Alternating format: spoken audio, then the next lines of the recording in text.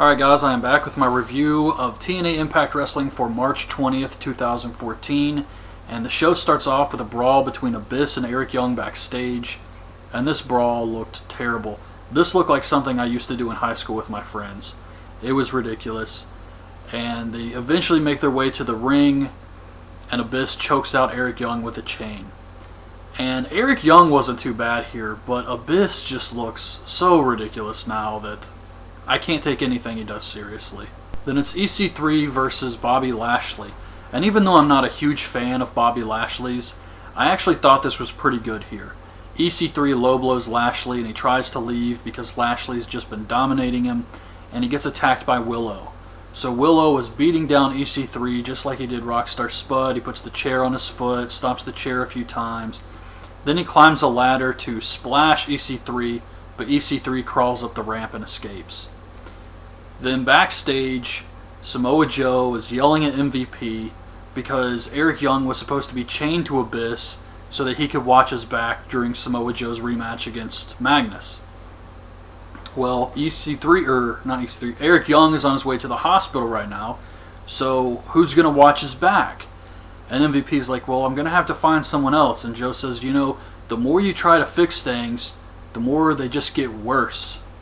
At least he's trying to help you. I mean, if he did nothing, then Abyss would just be free out there. At least he's trying to come up with something. EC3 goes up to Magnus backstage, and he's pissed off that Magnus didn't come out to help him when he was being attacked by Willow. And these EC3 Magnus segments, anything they're in together, is just great. I love these things. So, Magnus is being a dick to EC3, and EC3 says, our business is terminated. And Magnus says, I could have told you that. I got everything I needed out of Aunt D. And EC3 says, watch what you say about Aunt D. And then Magnus says, I have Abyss, and that's all I need, all I ever needed. Gunner comes out, and his dad is sitting in the front row. And Gunner thanks his dad and his family for all of their support, and he says, I love you, Pop. Which always brings me back to WWE because of the whole Triple H, Vince McMahon thing. But he says, I love you, Pop. And then James Storm comes out. And he talks about Gunner's dad crying during the video package, talking about his son. And he says that Gunner's grandfather is looking down from heaven and thanking God that he's dead, so he doesn't have to see the disappointment that his son and grandson have become. Oh, this was so brutal. So, Gunner gets pissed off, Storm super kicks him and handcuffs him to the bottom rope. And he pulls his dad out from the crowd. And he's holding his face and he's like, look at your son, look at your son. And then he cracks his dad over the back of the head with a beer bottle. This was so good. It was so good.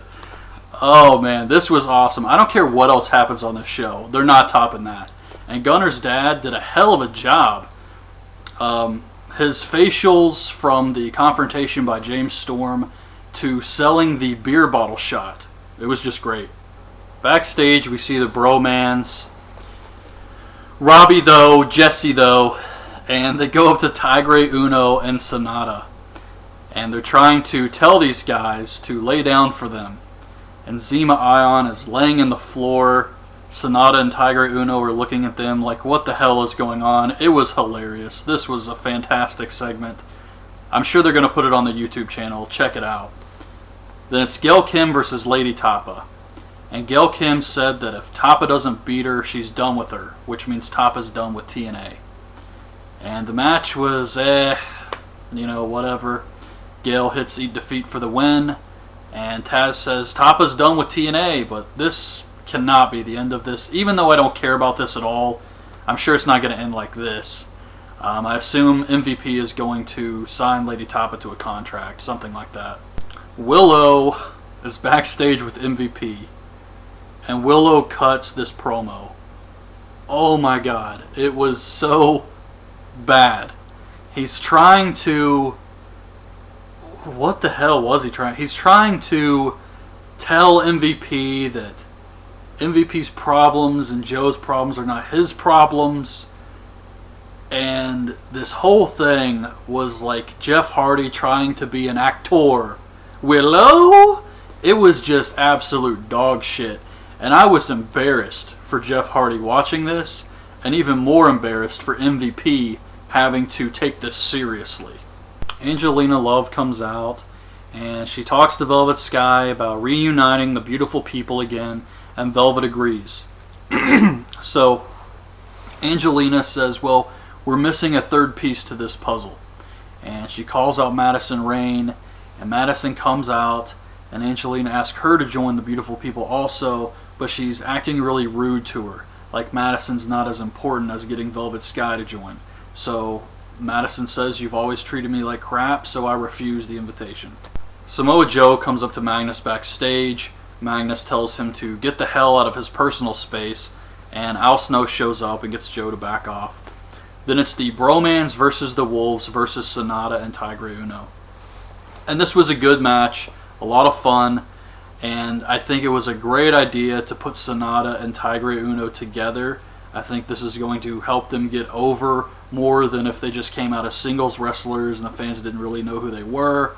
So this was a good idea by TNA. They clearly have plans to push them as singles guys later on because Sonata is the X Division champion.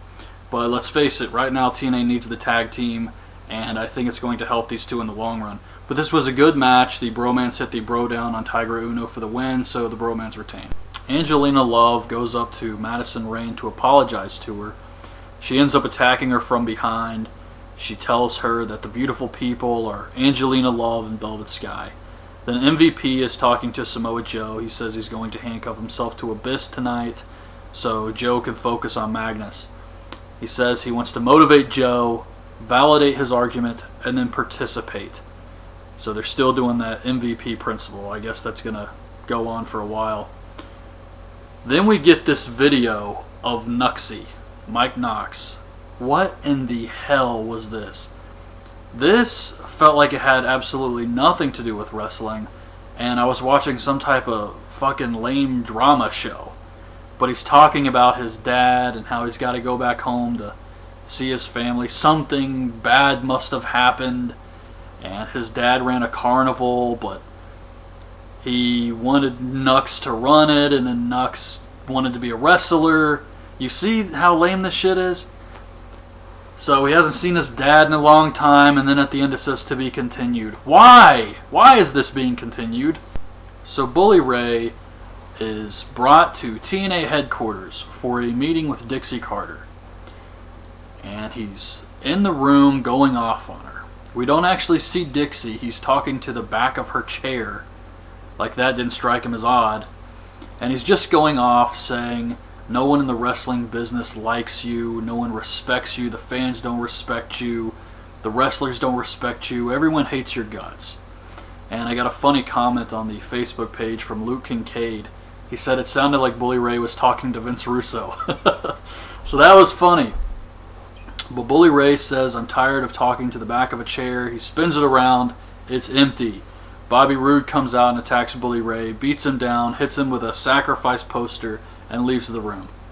Now I have a lot of questions about this. If Dixie Carter is gone from TNA, I think she's gone. I still don't know. If she's gone, why was Bobby Roode allowed to use a room at TNA headquarters for this bullshit? And why did Bully Ray go to TNA headquarters if Dixie Carter is gone and he knows she's gone? And why was he talking to the back of a chair? Just really silly. They could have done something much better than this. This main event. Damn, TNA. God, everything has to be so freaking complicated with you people. So it's Magnus versus Joe in a rematch.